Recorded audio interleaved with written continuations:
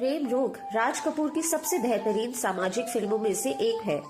यह 1982 में रिलीज हुई थी और फिल्म की कहानी एक विधवा स्त्री के पुनर्विवाह पर आधारित है, जो उस समय के समाज के लिए एक बहुत बड़ा और साहसिक विषय था। फिल्म में ऋषि कपूर और पद्मिनी कोल्हापुरी ने मुख्य भूमिकाएं निभाई थी। दोनों के शानदार अभिनय और राज कपूर के बेहतरीन निर्देशन ने इस फिल्म को यादगार बना दिया। प्रेम रोग रिलीज होने के बाद बहुत बड़ी हिट साबित हुई और इसे सिल्वर जुबली ब्लॉकबस्टर का दर्जा मिला, यानी कि यह फिल्म लगातार 25 हफ्तों से ज्यादा समय तक सिनेमा घरों में चली। इसके गीत आज भी लोगों के दिलों में बसे हुए हैं। राज कपूर अपने समय के उन निर्देशकों में से एक थे जो अपनी फिल्मों में हीरोइनों को बहुत ग्लैमरस और आकर्षक अंदाज में पेश करते थे। उनकी फिल्मों में अक्सर हीरोइन का लुक बोल्ड और स्टाइलिश होता था, जिसमें काफी स्किन शो भी दिखाया जाता था, जैसे संगम, बॉबी, सत्यम शिवम सुंदरम। लेकिन जब बात प्रेम रोग की आई तो राज कपूर ने अपने इस अंदाज को पूरी तरह बदल दिया। उन्होंने पद्मिनी कोल्हापुरी के लिए एक साधारण, सादा और गैर ग्लैमरस लुक तैयार किया। फिल्म में पद्मिनी का किरदार एक भोली भाली सीधी सादी गांव की लड़की का था, जो बाद में समाज की कठोर परंपराओं का सामना करती है।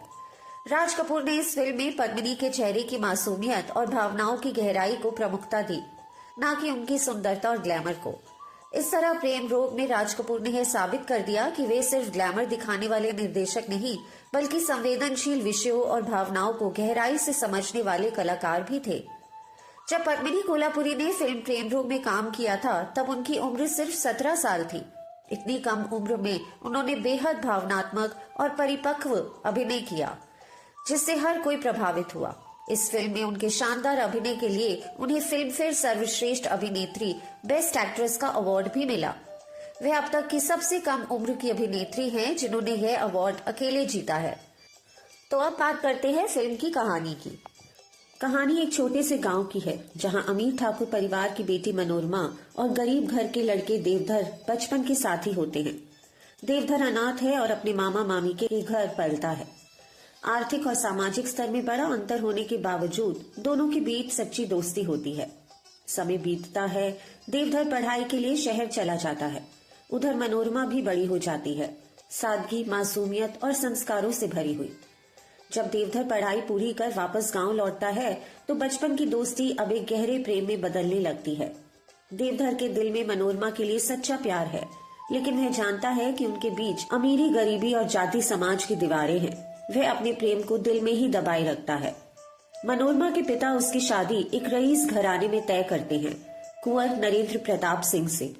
देवधर यह सुनकर भीतर से टूट जाता है, लेकिन अपने प्यार का इजहार नहीं कर पाता। शादी बड़े धूमधाम से होती है। देवधर दूर खड़ा सब देखता है। उसका प्रेम उसकी आंखों के सामने किसी और का हो जाता है। यह दृश्य उसके जीवन का सबसे दर्दनाक पल होता है। शादी के कुछ समय बाद ही एक दुर्घटना में मनोरमा के पति की मृत्यु हो जाती है। अचानक उसकी दुनिया उजड़ जाती है और अब कहानी एक नए मोड़ पर आती है। समाज की कड़वी सच्चाई सामने आती है, विधवा होने का कलंक। मनोरमा से उसके गहने, रंगीन कपड़े, हंसी खुशी सब छीन लिया जाता है। उसे सफेद साड़ी में एक कोने में चुपचाप रहने को मजबूर कर दिया जाता है।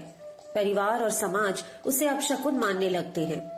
उसके साथ अपमानजनक व्यवहार किया जाता है। उसकी इच्छाएं, उसकी भावनाएं, उसकी जिंदगी, सब पर पहरा लगा दिया जाता है।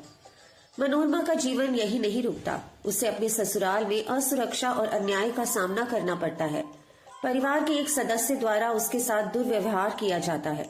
यह घटना उसे भीतर से तोड़ देती है। वह मानसिक और शारीरिक रूप से बेहद कमजोर हो जाती है। और यहाँ फिल्म समाज की उस कड़वी सच्चाई को दिखाती है, जहाँ एक विधवा की आवाज को दबा दिया जाता है। जब देवधर को मनोरमा की हालत का पता चलता है तो वह अंदर से हिल जाता है। उसका प्रेम अब सिर्फ भावना नहीं, बल्कि जिम्मेदारी और संघर्ष बन जाता है। वह तय करता है कि वह मनोरमा को इस अन्याय से बाहर निकालेगा। देवधर समाज की परंपराओं को चुनौती देता है। वह खुलकर कहता है कि विधवा भी एक इंसान है, उसे भी जीने और प्यार करने का अधिकार है। गांव वाले उसका विरोध करते हैं, लोग उसे ताने देते हैं, यहाँ तक कि मनोरमा का परिवार भी इस रिश्ते को पाप मानता है। देवधर का संघर्ष आसान नहीं है। उससे सामाजिक अपमान, मारपीट और विरोध का सामना करना पड़ता है, लेकिन उसका प्रेम अडिग है। वह बार बार साबित करता है कि उसका उद्देश्य सिर्फ मनोरमा को पाना नहीं, बल्कि उसे सम्मान के साथ जीवन देना है। धीरे धीरे मनोरमा भी अपने अंदर की ताकत पहचानती है। वह डर और शर्म की बेड़ियों को तोड़ने की कोशिश करती है। आखिरकार कई संघर्षों और भावनात्मक उतार चढ़ाव के बाद समाज की कठोर सोच को चुनौती मिलती है। देवधर और मनोरमा का प्रेम जीतता है और फिल्म का यह अंत संदेश देता है कि सच्चा प्रेम समाज की रूढ़ियों से बड़ा होता है।